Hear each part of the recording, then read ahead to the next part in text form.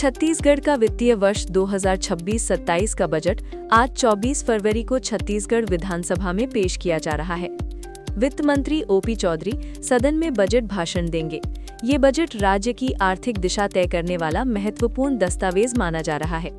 इसमें राजस्व आय, व्यय प्रबंधन, पूंजीगत निवेश, ग्रामीण विकास, शिक्षा, स्वास्थ्य, बुनियादी ढांचा और उद्योगों को बढ़ावा देने जैसी योजनाओं का विस्तृत खाका पेश किया जाएगा।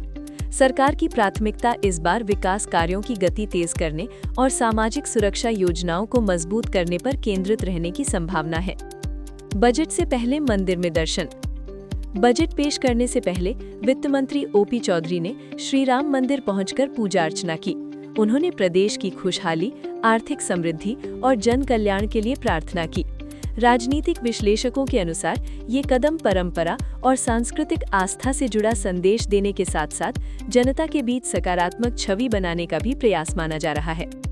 किसानों और महिलाओं के लिए बड़े ऐलान की उम्मीद। इस बार के बजट में किसानों के हितों को प्राथमिकता मिलने की संभावना है।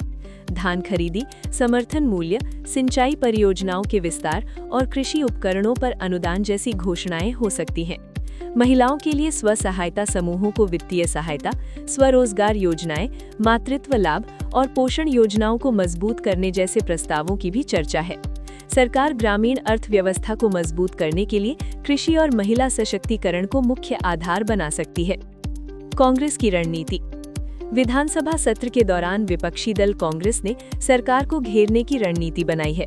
धान खरीदी में देरी, बिजली दरों में संभावित वृद्धि, बेरोजगारी और महंगाई जैसे मुद्दों को लेकर सदन में तीखी बहस होने की संभावना है। कांग्रेस का आरोप है कि सरकार को बजट में आम जनता और युवाओं की समस्याओं का ठोस समाधान प्रस्तुत करना चाहिए। वहीं सत्ता पक्ष का दावा है कि बजट संतुलित और विकासोन्मुख होगा। बजट सत्र 23 फरवरी से शुरू। छत्तीसगढ़ विधानसभा का बजट सत्र 23 फरवरी से प्रारंभ हो चुका है और ये 20 मार्च तक चलेगा।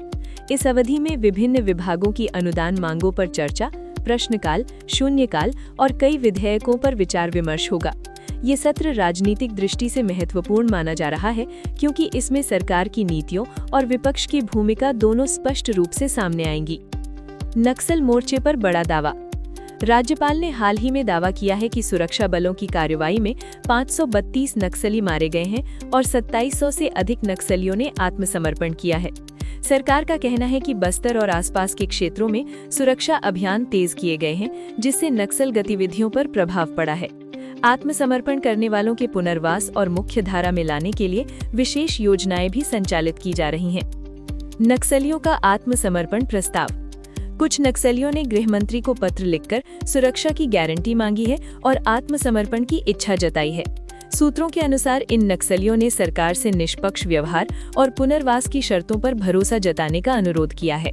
सुरक्षा एजेंसियां इस मामले की गंभीरता से जांच कर रही हैं और सरकार ने संकेत दिए हैं कि जो लोग हिंसा का रास्ता छोड़ना चाहते हैं, उनके लिए पुनर्वास नीति लागू रहेगी। डीएमएफ घोटाले में बड़ी कार्रवाई।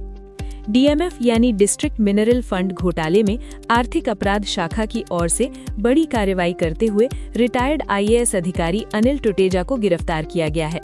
आरोप है कि खनिज निधि से जुड़े मामलों में अनियमितताएं और कमीशन लेने जैसी गतिविधियां सामने आई हैं। जांच एजेंसियां दस्तावेजों और वित्तीय लेन देन की पड़ताल कर रही हैं। ये कार्यवाही राज्य में प्रशासनिक पारदर्शिता और भ्रष्टाचार के खिलाफ सख्त संदेश के रूप में देखी जा रही है। कई जिलों में बारिश और ओलावृष्टि।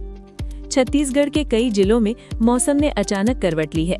रायपुर, बिलासपुर, दुर्ग, राजनांदगांव, सरगुजा और आसपास के क्षेत्रों में तेज बारिश के साथ ओलावृष्टि दर्ज की गई है।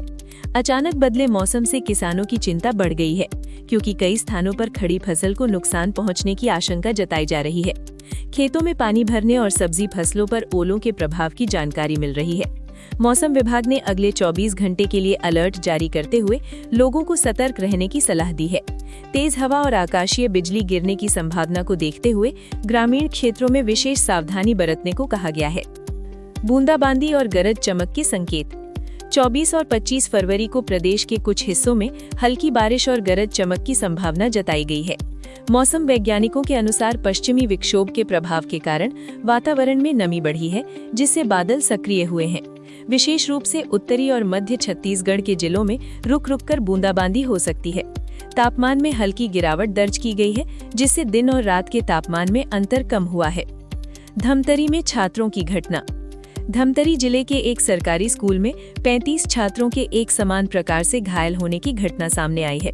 प्रारंभिक जानकारी के अनुसार छात्रों के हाथों पर कट के निशान पाए गए, जिसके बाद स्कूल प्रशासन और परिजनों में चिंता फैल गई। जिला प्रशासन ने तुरंत जांच के आदेश दिए हैं। शिक्षा विभाग और स्वास्थ्य विभाग की संयुक्त टीम छात्रों की काउंसलिंग कर रही है। विशेषज्ञों का मानना है कि ये अनुकरणीय व्यवहार यानी इमिटेटिव बिहेवियर का मामला हो सकता है, जिसमें एक दूसरे को देखकर बच्चे समान व्यवहार दोहराते हैं।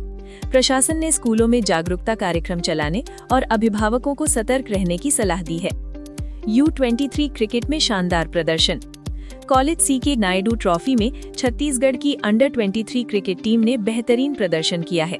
टीम के बल्लेबाजों और गेंदबाजों ने संतुलित खेल दिखाते हुए मजबूत विपक्ष को चुनौती दी। युवा खिलाड़ियों के इस प्रदर्शन से राज्य क्रिकेट संघ और खेल प्रेमियों में उत्साह देखा जा रहा है। चयनकर्ताओं का मानना है कि इस टूर्नामेंट से कई प्रतिभाशाली खिलाड़ी राष्ट्रीय स्तर पर पहचान बना सकते हैं। IMD का मौसम पूर्वानुमान। इंडियन मीटेरियोलॉजिकल डिपार्टमेंट के अनुसार देश की कई राज्यों में इस सप्ताह बारिश और आंधी तूफान की स्थिति बनी रह सकती है। छत्तीसगढ़ भी इस मौसम प्रणाली के प्रभाव में है। IMD ने बताया है कि मध्य भारत में बादल छाए रहने और कुछ स्थानों पर तेज हवा के साथ वर्षा की संभावना है। किसानों और यात्रियों को मौसम अपडेट पर नजर रखने की सलाह दी गई है। शेयर बाजार अपडेट। आज भारतीय शेयर बाजार में कुछ प्रमुख कंपनियों के शेयरों को लेकर खरीद की सिफारिशें जारी की गई हैं। बाजार विशेषज्ञों का मानना है कि बैंकिंग, इंफ्रास्ट्रक्चर और ऊर्जा क्षेत्र में निवेशकों की रुचि बढ़ सकती है। वैश्विक बाजारों के रुझान और घरेलू आर्थिक संकेतकों के आधार पर बाजार में उतार चढ़ाव देखने को मिल रहा है। निवेशकों को सतर्क रणनीति अपनाने की सलाह दी जा रही है। जेल अधिकारियों पर राष्ट्रीय रिपोर्ट। राष्ट्रीय स्तर पर जारी एक रिपोर्ट में जेल विभाग में मुस्लिम अधिकारियों की भागीदारी कम होने का उल्लेख किया गया है।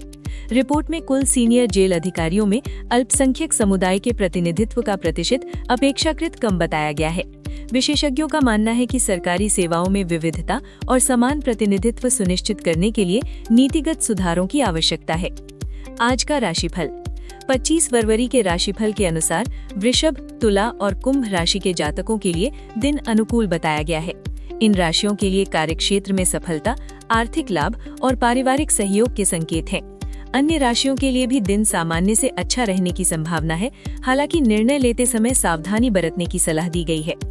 2025 स्थानीय निकाय चुनाव परिणाम। 2025 में हुए स्थानीय निकाय चुनावों में भारतीय जनता पार्टी ने 126 निकायों में जीत दर्ज कर प्रदेश की राजनीति में अपनी मजबूत स्थिति दिखाई थी। नगर निगम, नगर पालिका और नगर पंचायत स्तर पर मिले इस जनादेश को भाजपा के लिए बड़ी राजनीतिक सफलता माना गया था। इन चुनाव परिणामों ने ये संकेत दिया कि शहरी और अर्ध शहरी क्षेत्रों में पार्टी की पकड़ मजबूत हुई है। राजनीतिक विश्लेषकों का मानना है कि इन परिणामों का प्रभाव आगामी विधानसभा और लोकसभा चुनावों की रणनीति पर भी पड़ा है। रायपुर नगर निगम चुनाव। रायपुर नगर निगम चुनाव के परिणामों ने प्रदेश की राजनीति को नई दिशा दी है। राजधानी होने के कारण रायपुर की राजनीति पूरे राज्य के राजनीतिक समीकरणों को प्रभावित करती है। नगर निगम में सत्ता परिवर्तन और नए नेतृत्व के उभरने से शहरी विकास, सफाई व्यवस्था, सड़क निर्माण और स्मार्ट सिटी परियोजनाओं की दिशा में नई प्राथमिकताएं तय की गई। इन चुनावों के बाद शहरी वोट बैंक और स्थानीय मुद्दों पर राजनीतिक दलों की रणनीति में बदलाव देखने को मिला। थर्मल ड्रोन का उपयोग। राज्य सरकार ने मानव हाथी संघर्ष को कम करने के लिए थर्मल ड्रोन तकनीक का उपयोग शुरू किया है। वन विभाग द्वारा विशेष रूप से संवेदनशील क्षेत्रों में इन ड्रोन की मदद से हाथियों की गतिविधियों पर नजर रखी जा रही है। थर्मल कैमरों से लैस ड्रोन रात के समय भी हाथियों की लोकेशन का पता लगाने में सक्षम है। इससे ग्रामीणों को पहले से सतर्क किया जा सकता है और जान माल के नुकसान को कम करने में मदद मिलती है।